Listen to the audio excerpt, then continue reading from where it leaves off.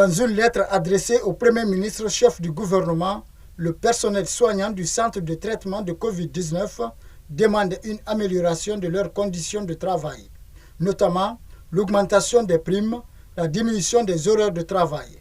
Une approche qui est diversement interprétée au sein de l'opinion publique. C'est normal, il faut noter que les personnels soignants sont exposés actuellement. Il faut les accompagner. Il faut améliorer leurs conditions de vie pour qu'ils puissent résister à la riposte. Lorsqu'ils restent sans être accompagnés, l'exposition est de trop.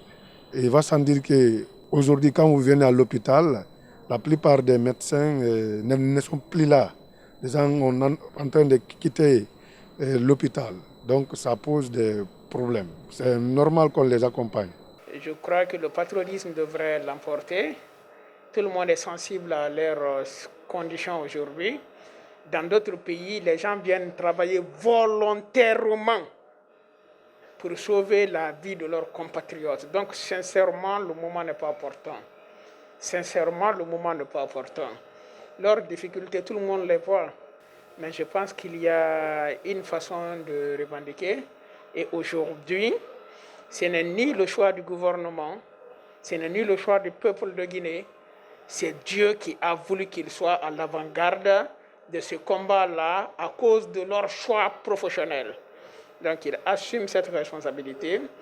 Quelques spécialistes de la santé et hommes politiques reconnaissent tout de même les défaillances et l'amateurisme enregistrés dans la gestion de la pandémie en Guinée. Pendant ce temps, ils apprécient la volonté et l'engagement des autorités à lutter contre la maladie.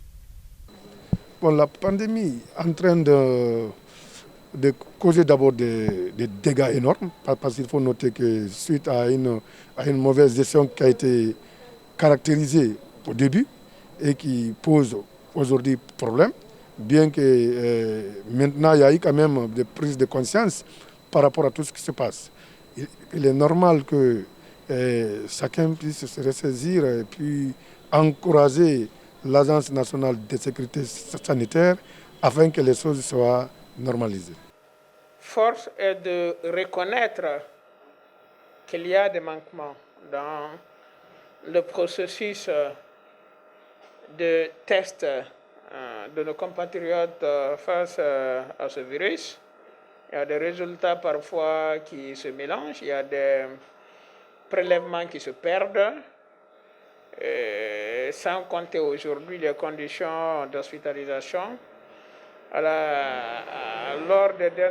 Au cours des dernières semaines, il y a des mesures idoines qui sont en train d'être prises pour augmenter la capacité d'accueil de nos malades.